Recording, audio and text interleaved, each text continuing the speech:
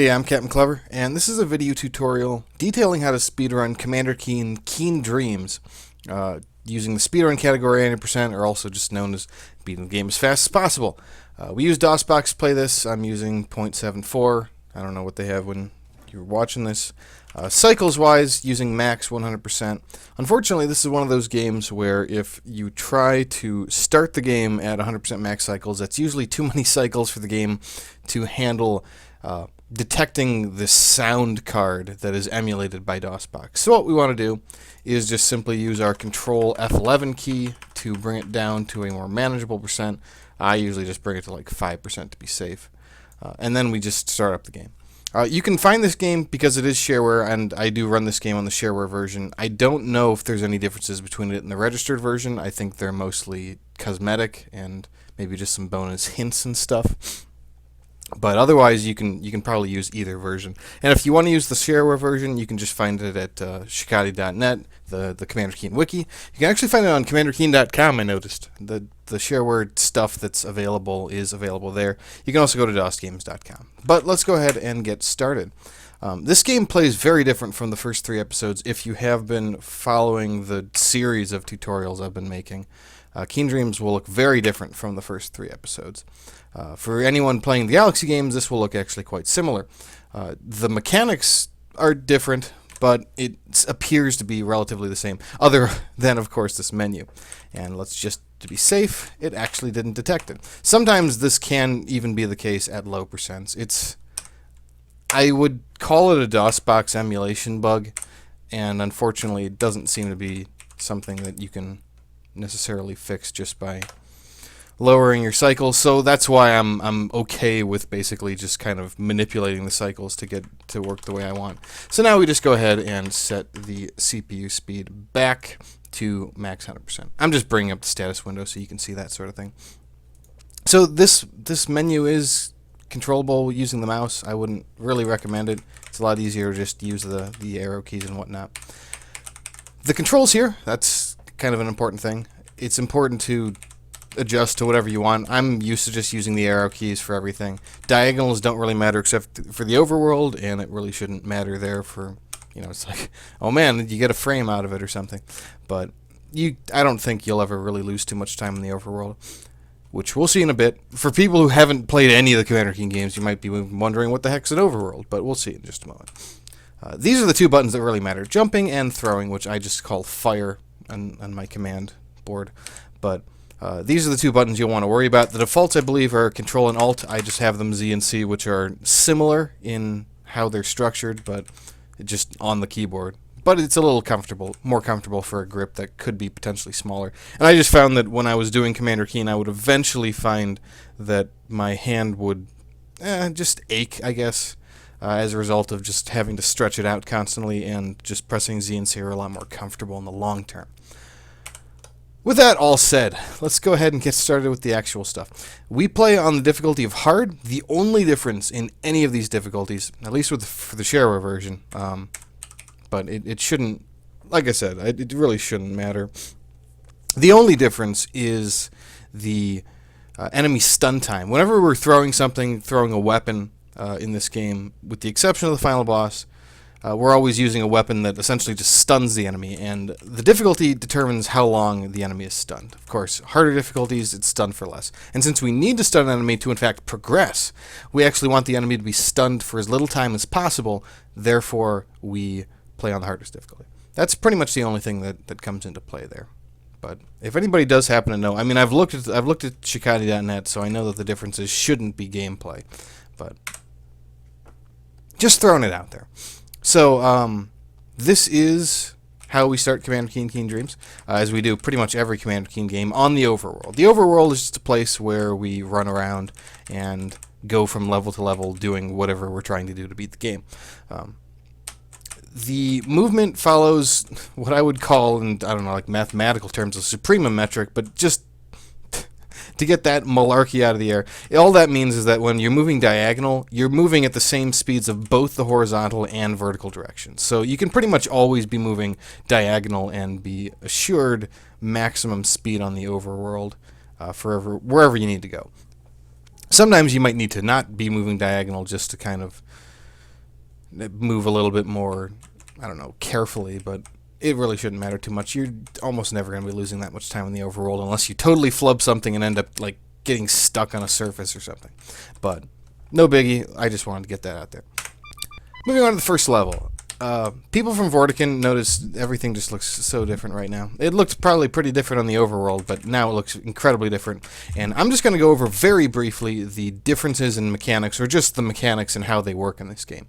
Left and right movement is instantaneous on the ground. If you want to go left to right, you can do so, and the very next frame you'll start moving left and right. This is just different from the Vortican engine's horizontal momentum that you had to worry about on the ground. That momentum is, however, back in the air. Not only do you have like a fall, which is some sort of physical mechanics going on there, you also have it in the horizontal direction, so that you're not instantaneously zipping between directions when you're moving in the air. You'll notice that we don't have a pogo stick in this game. Let me actually just bring up real quick the controls that we'll be using. All we have is jump and fire. Right now we don't even have ammo, but that's what the fire key would do. The game calls it throwing, and it is throwing, but whatever, it's a Commander Keen game. Of course we're shooting things with bullets, even if they're not from a gun. So that's pretty much how it goes. There are some more subtle mechanics that I'll get to as we see them, but really all we're doing is we're walking, we're jumping, and such. We can also look up and down. This doesn't actually look up or down in the game kind of like scrolling down to see things. But we can, in fact, throw up and down, which is very useful in just shooting enemies, which you didn't have in Vortican. I just wanted to point that out. Okay, so let's go ahead. This is an enemy that doesn't actually hurt us. He's just a carrot man. He can only push us around. He can be annoying for this part, but for the most part, you just got to jump around him. This is the item that we need in order to attack things. I just call it a power pellet. Call it whatever you want. Flower pellets. But it probably even has a name, but I just whatever.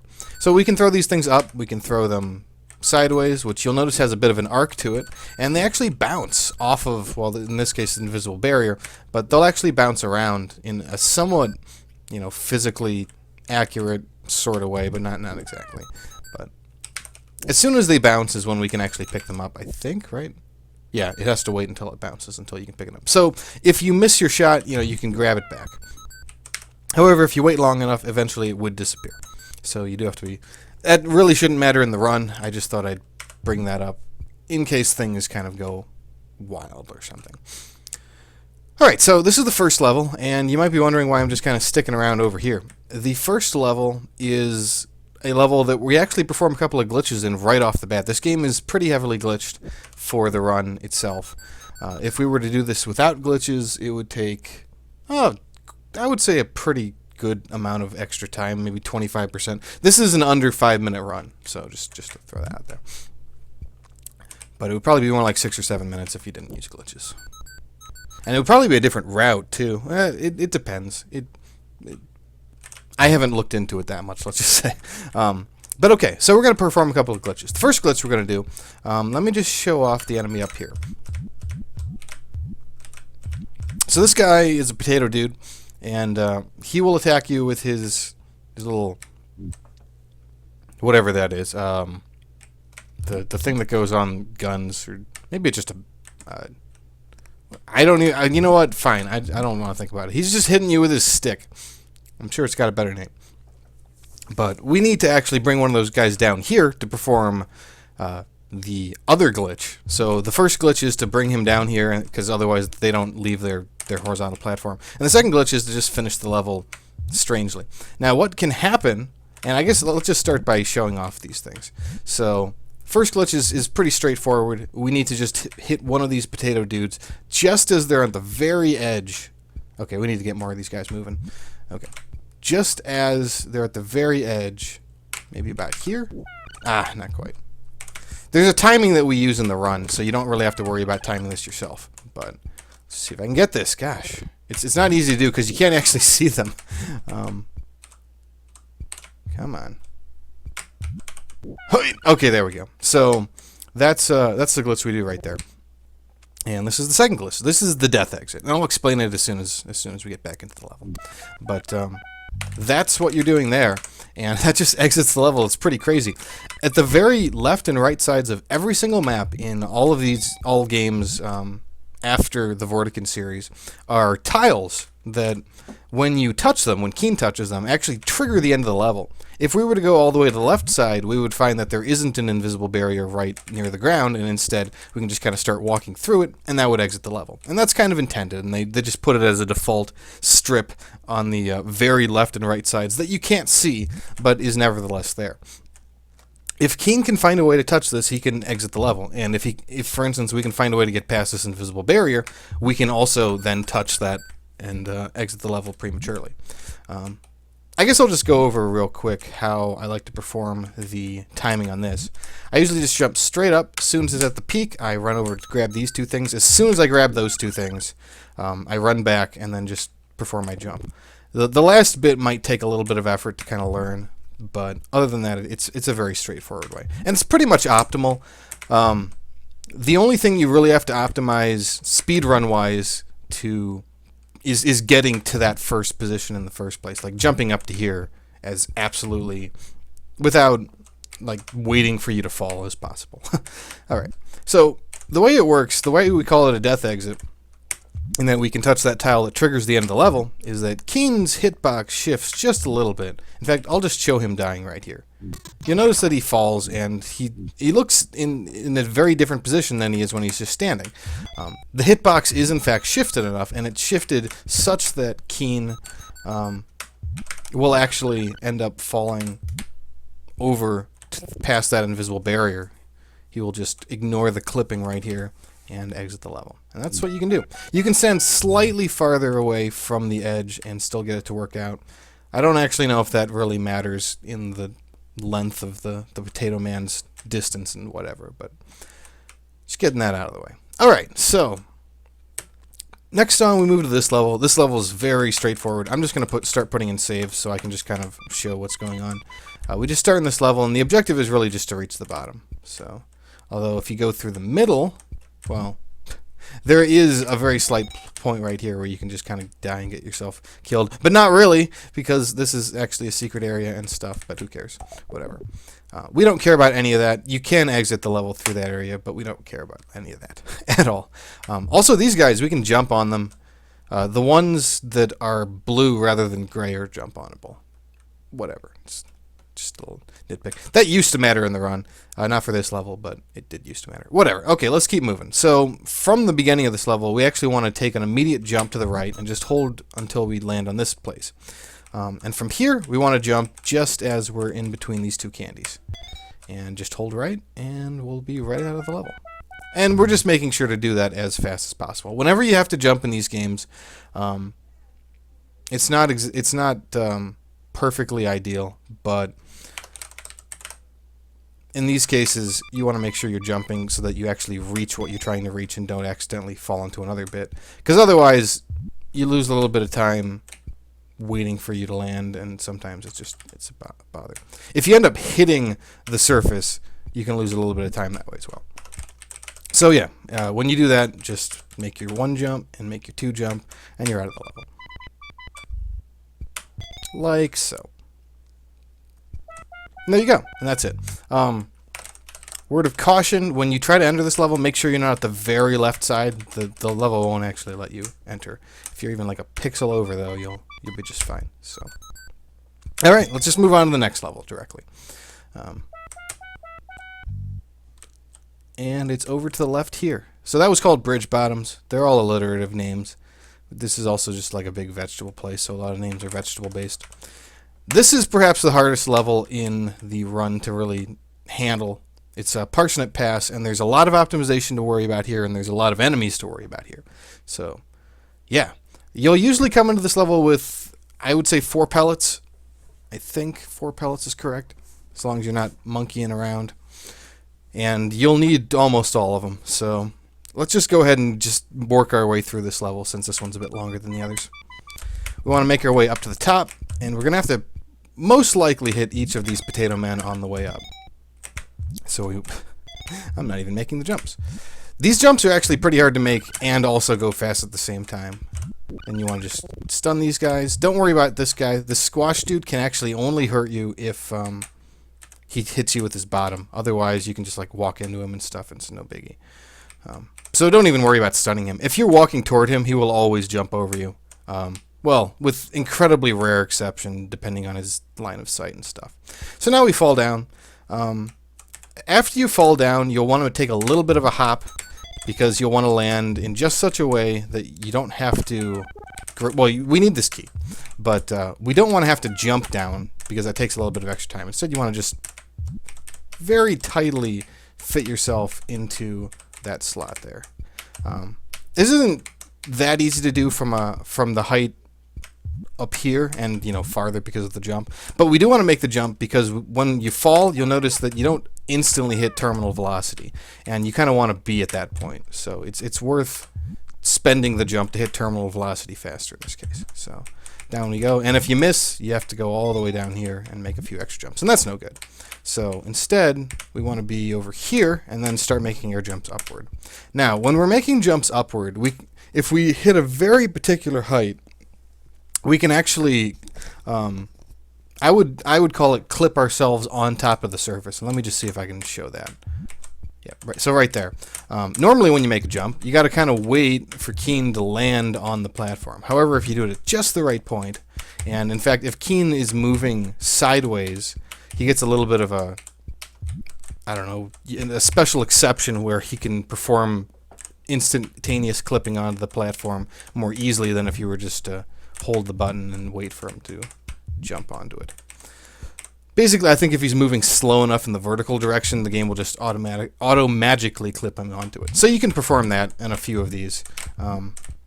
It's not the easiest thing to do, and I wouldn't really recommend it except for a couple of points that are very simple to kind of just find the height and then just get it.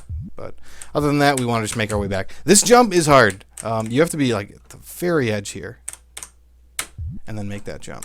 If you're even a little bit off, you'll miss that. That's something that's just in the game. It's great. Okay, so now we're about, I guess, we're at the halfway point of this level, although now we're at the hard part of it. From here, we have to deal with a lot of enemies, and we just got to go through it rather quickly. So I'll just show it as I can. And because the enemies aren't stunned for very long periods of time, we got to kind of move quickly eventually.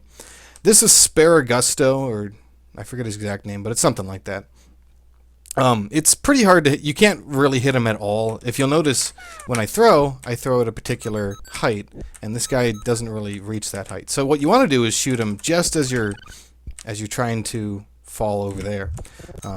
Well, just as you're peeking your head from the pole, and then you can hit him. And usually you can, well, sometimes you can dodge this guy. If you can't, sometimes you got to wait just a little bit of extra time to throw a power pellet down there and stun him for a bit. From here, when I land on this, I like to just bump my head over to the left side so that I can immediately start my descent, because you'll notice that when you fall, you have that bit of hang time, but if you bump your head, you'll kind of reflect off of it, and you won't take as much time. So, and from here we grab the extra 5, which are fairly important, and then usually I just move a little bit and then throw twice to stun these two enemies right as you are. Is there like a pause? Yeah, okay. Because this part gets pretty scary. I might even be dead already. But right as you intersect the flower, you want to make your jump to grab those 3 black bombs and the extra flower pot. The 3 black bombs that we're grabbing, we actually need 12 to finish the game. That's our main objective that we're trying to grab before we make our way to the final boss. They're called Boobus bombs, and that's just what we're grabbing. So from here, okay, so yeah, the tomato dude is the major enemy of this area. So let's try to go through it again, and I'll try to be a bit quick on this section so you can get an idea of... and sometimes they're just mean. That's fine, it's fine. It happens. Whoa, okay. And if there's one guy you don't have to hit, it's often the first one. The other 2 are almost always the case. So, missed it. Oh well. It happens sometimes. And then yes, so if you're off on the height here, you will just have to fall back down and start over. So it's a bit of a gamble, and I wouldn't really recommend it until I was going to miss that. I wouldn't recommend aiming for the optimizations until you've gotten a really solid run otherwise. So, this jump is not easy. Okay, there we go. Not easy in the slightest. I should probably put a save at the halfway point, but let's just try to go through it quick. So we drop down. That squash could be a pain on the way up, but we'll see that if it happens. So up here, just barely peek your head out. So he's in the way, and we just got to hit him. Bam, 1, 2. Just as we reach the tomato, want to make the jump. He will always jump out of the way if he's over there. Okay, and got to get these two guys, and we're back out. So that's really how that goes. That's pretty hectic, and there's a lot of working parts in it.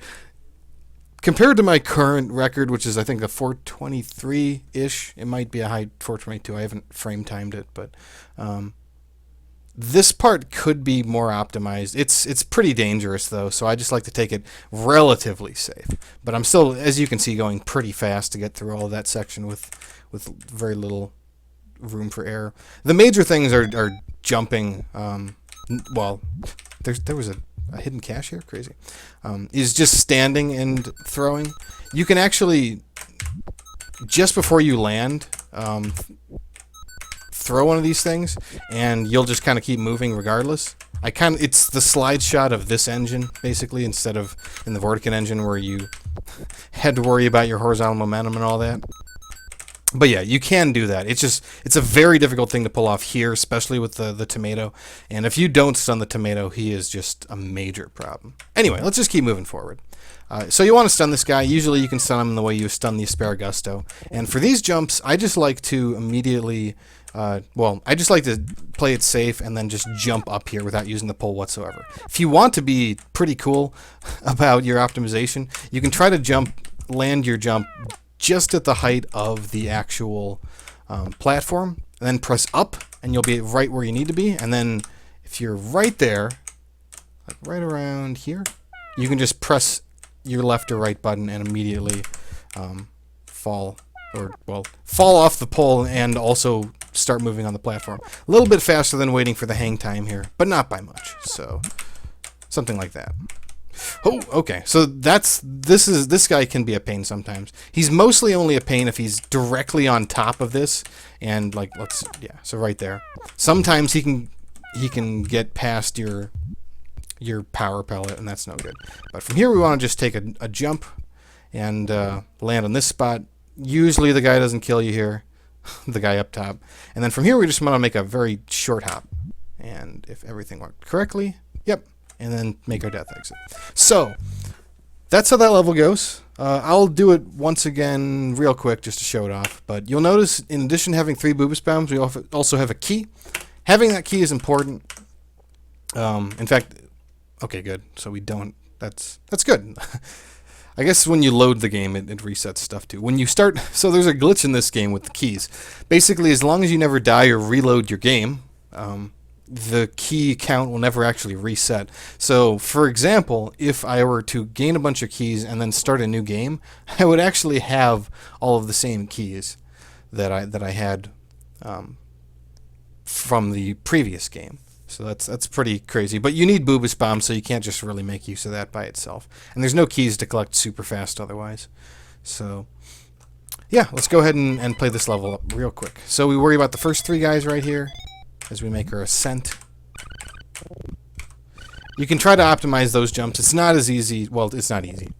I was about to say it's not as easy as it looks, but I didn't even get them, so whatever. You want to aim to land immediately on the key there, and then just make your way back.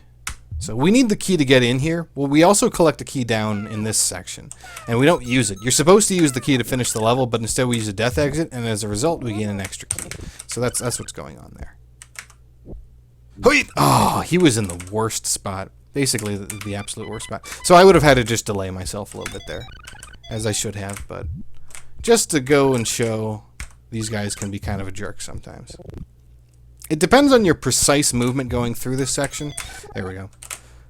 You can make this more or less deterministic, but it really just requires you to move in the right ways. And sometimes even then, the enemies will just decide to work in different ways, depending on exactly the frame of everything and stuff. Okay. I was a bit worried there. Crap. Okay, we're fine. He was going the other direction anyway.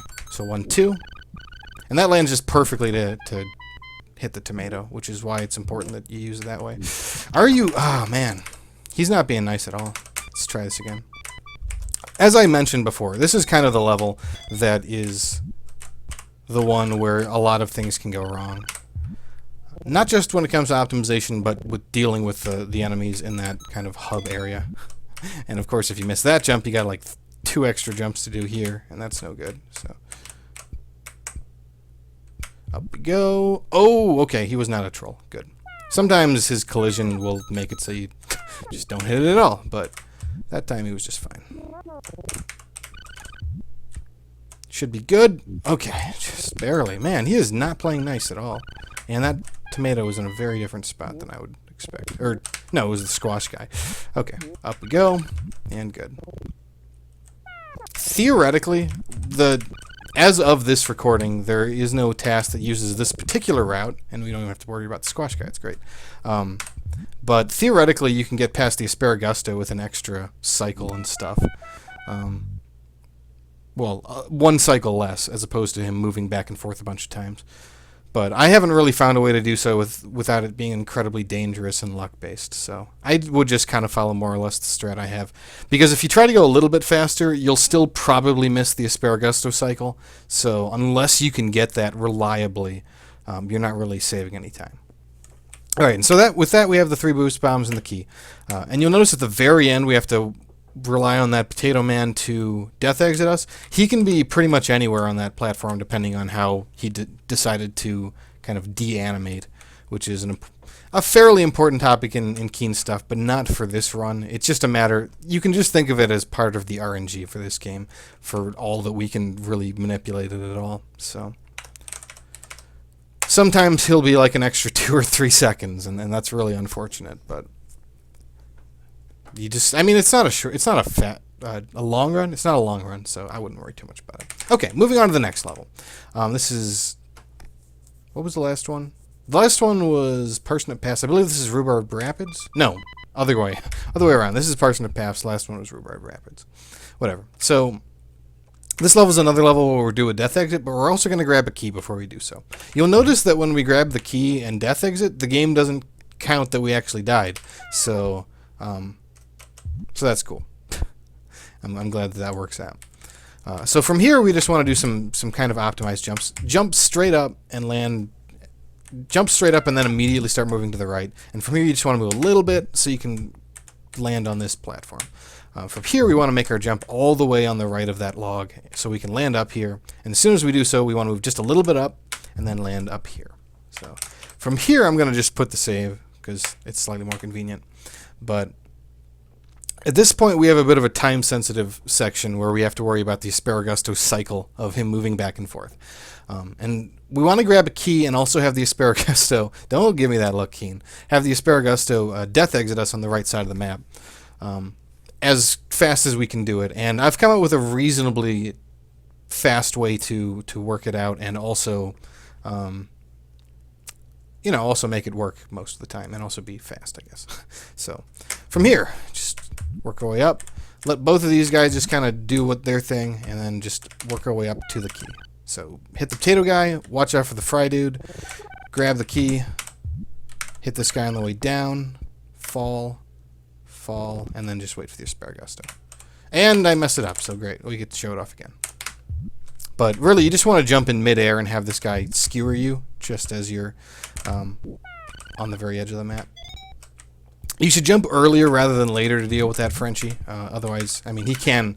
His French fry of doom is very dangerous. Okay, so up we go. And that's how that level plays out. So hopefully that's pretty straightforward. If you've been paying attention to the movements of enemies and stuff, that should look pretty straightforward. I'm going to try to speed things up because I know I've been taking a lot of extra time to discuss little bits and details here. But at this point, we can more or less steamroll our way through the rest of this game. So, okay, well, there's a couple exceptions, but I'll get to them when we get to them. So, Squash Swamp. I guess I forgot to save the game beforehand, so we'll do it now. At this point, we can just head left, and there's really nobody in the way other than the squash. Make sure you shoot that guy with the shoot the broccoli dude with your attack as you're falling from the jump. So, like so. Then you want to make jump up here. You can try to optimize your, and watch out for his attack. Try to optimize your way up here. If you can land in just 2 instead of 3, it's a little bit faster to land on the pole and then start falling down off of the pole onto the platform. Then we want to make a jump, short jump, and from here we just need to grab these bombs and asparagus our way out of the level. And the good news here, I'll just do it again, is that as long as you're going fast, it is perfectly synced up. So, hit this guy. The Asparagusto won't start moving until you see them. So, make the jump again, and out of the level. Pretty easy. I wouldn't have to take I don't think you would have to take too much time to learn that. So, that's all that level really is, just up and around. Otherwise, for these levels, for instance, in Rhubarb Rapids, the level down there, as I've learned, you would have to use the key and then exit the level on the left side. In Parsnip Pass, you would have to use the key to exit the level up top on the right side. And for the Squash Swamp, you would have to go all the way to the left side to exit it. So we're skipping parts of these levels, significant parts of these levels. So from here, we want to make our way, I guess I should have explained a bit of the overworld. We want to just start making our way back to where the beginning of the area was, and now head left. Now from here, you can pretty much just take this bottom path and then hold left and up, and you'll just line up exactly where you need to be for Apple Acres. So Apple Acres is one of the more slightly more complicated levels in how we want to jump and optimize our movement. But for the most part, it's a straightforward approach. It's just about how precisely can you make your jumps and whatnot. So from here, we want to reach the highest point of this second pole from the ground. So we want to jump just at the right time to do so, and then make our way 1, 2, 3. If you're a little off, there we go. So that's what you want to happen. You can see the apple dudes at the top, and that's the only time we'll even see apple dudes. Dang it. Let's actually grab the last pole. Gee whiz. Okay. And what we're aiming for, I'm pretty sure this is deterministic. You want the apple on the right apple to move down his pole and not kind of meet up. Dang it, I keep missing this. With the one on the left, because otherwise you have to shoot an extra shot, and shooting a shot, it takes extra time. So we make our way up here, make a jump right up here, another jump, and one more jump, and up we go. You have to deal with this pea pod. This pea pod doesn't actually hurt us until he decides to scream out a pea. So, and the pea is the deadly one. So, the reason, by the way, that we jump up, is he going to throw or what? The reason we jump up is you'll notice we go a little bit slower going uphill and faster going downhill. So you just want to jump uphill. That's basically what it boils down to. So anyway, this guy's not even throwing the pea pod. We throw the bullet there just to be safe in case he just does decide to throw a pea out, and it usually reflects into it correctly. So from here, we just want to make our way, obviously just jumping up hills and running down them. But other than that, just going our way. So down and jump up and down and good. Okay, so now we have a bit of a very precise jump to make here. It's not too bad though. So from the very edge, we want to just jump to the left, jump over here, and we want to be exactly in the same position. I'll try to line this up better now. Yep. Now the trick here is that you can't press up until you're ready to actually grab the pole. So, and now we grab it.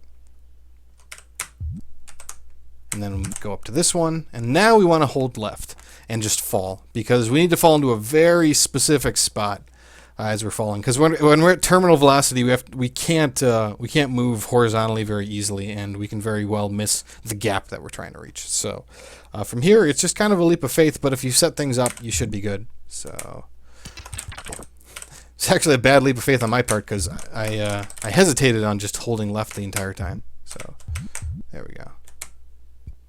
All right, great.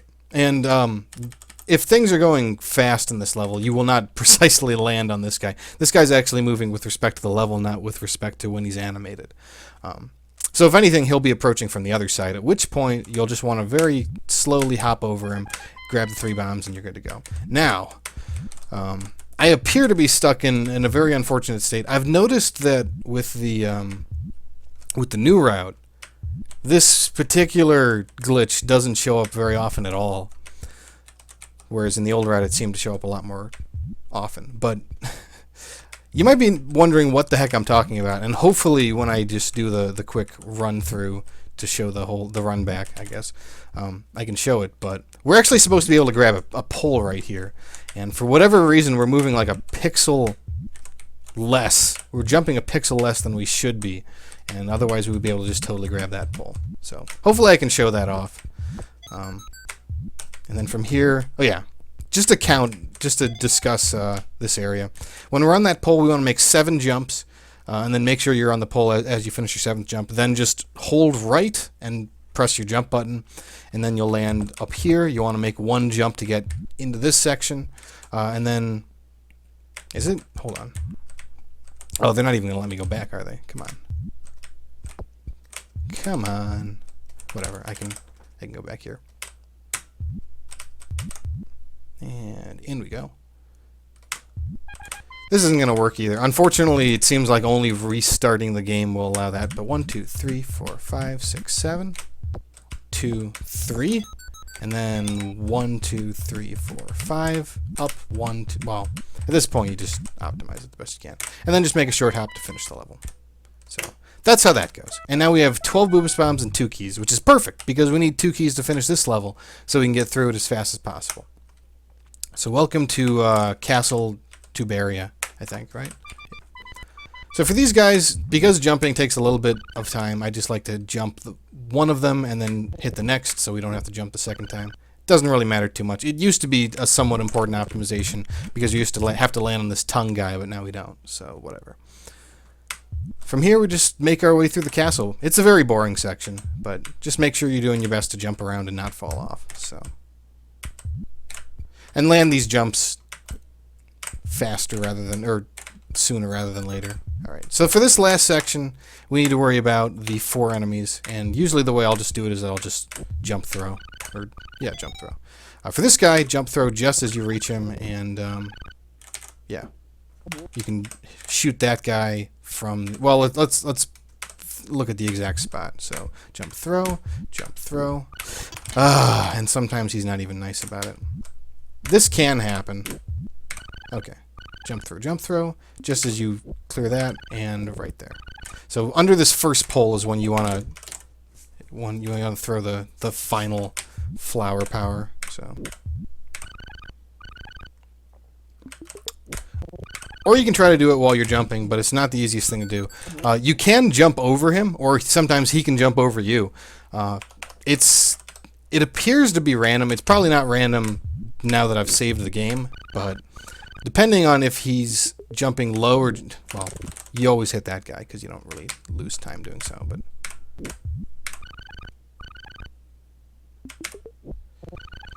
if he jumps super high, you can just walk under him. But if he jumps a bit lower, then you do have to jump over him. Well, you have to be the one to jump over him. So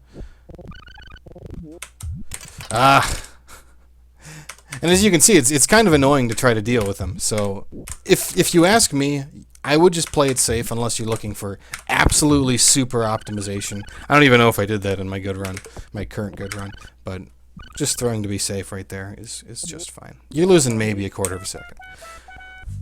Actually, I think what happened is he jumped really high and I just ran under him, so it was perfect, but perfect luck.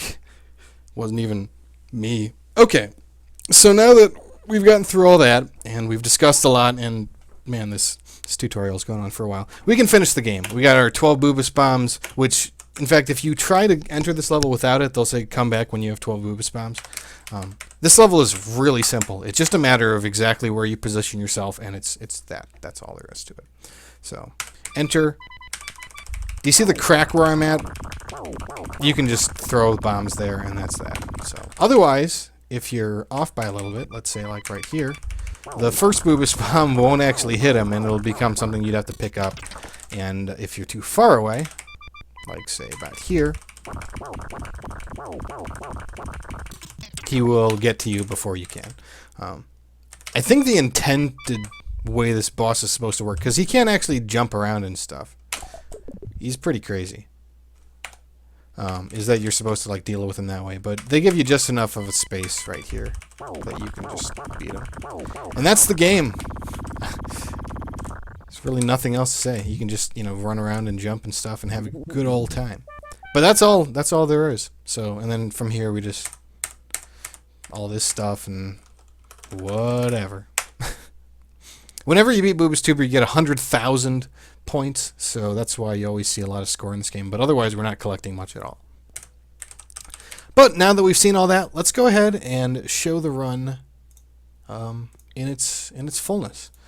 Hopefully I can get under 5 minutes, but if I die at a major point, that's not going to work out. So I will actually be saving mid-run, if only because when you lose a key, when you lose a key by dying, you're not going to get it back. So it kind of messes up the run as a whole. So time starts as soon as you start moving on the overworld. So let's begin.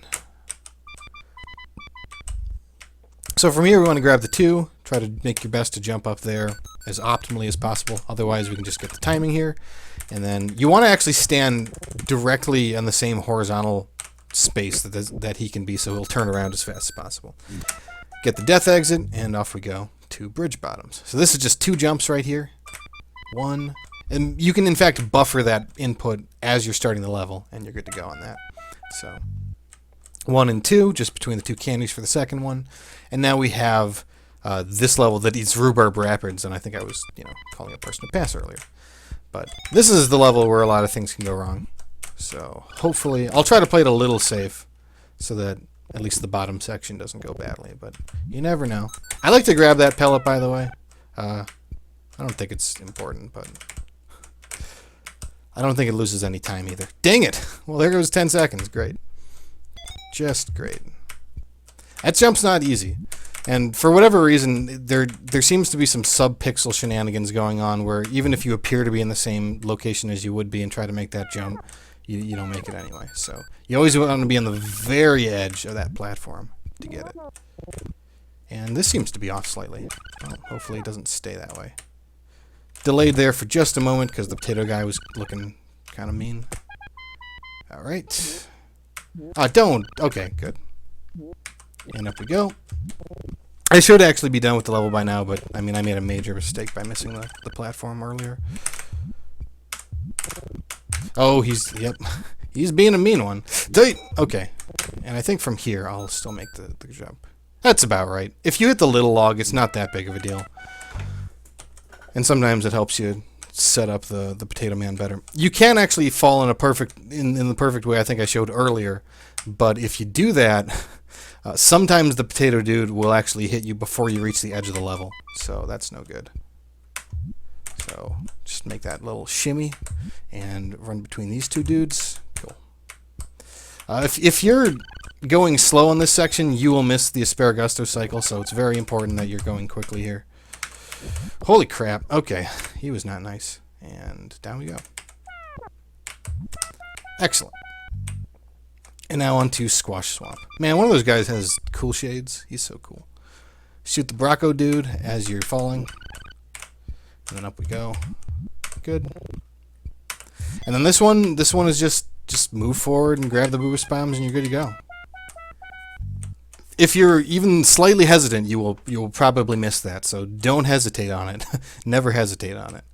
There's almost no reason to, because it's like, what are you even gonna mess up there? If you think about messing up, you'll mess up, and if you don't, you don't. It's great. So aim for that spot. Good. Maybe it isn't at the very peak, but you want to aim for a particular point such that the apple doesn't land.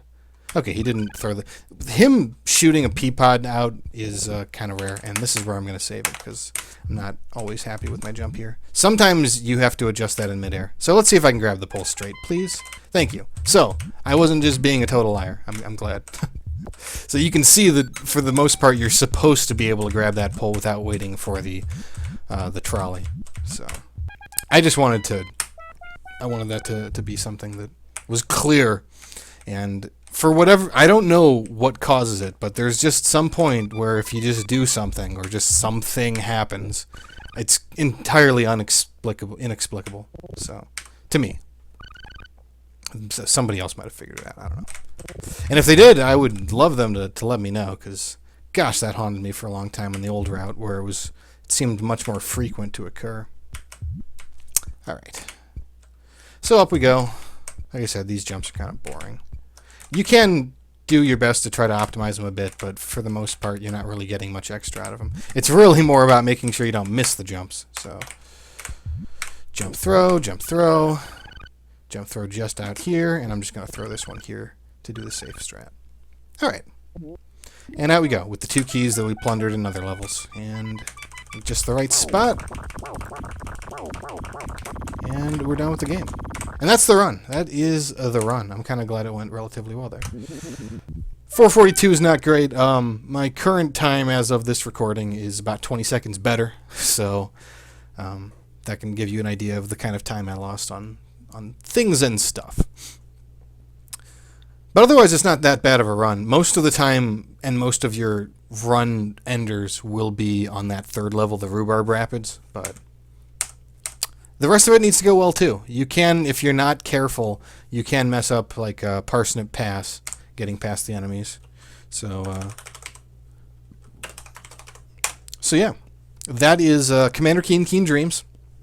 Also known as the Lost Episode, or Episode 7, or Episode 3.5, or whatever. You guys know it as Keen Dreams, and that's what that is. So thank you for watching.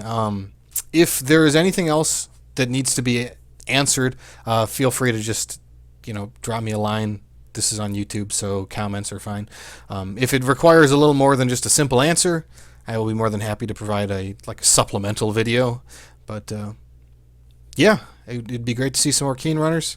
And this run has gotten a lot better since the old route. The old route, the good time that I had for it was like a 4:48 or something. This one is not only faster, but it's so much more interesting. So I would actually rate it as one of the higher Keen speedruns now at this point, even if I don't think the game's great, because we don't have Pogo. So that's all I have to say about this game. So thank you for watching, and have a good one. Take care.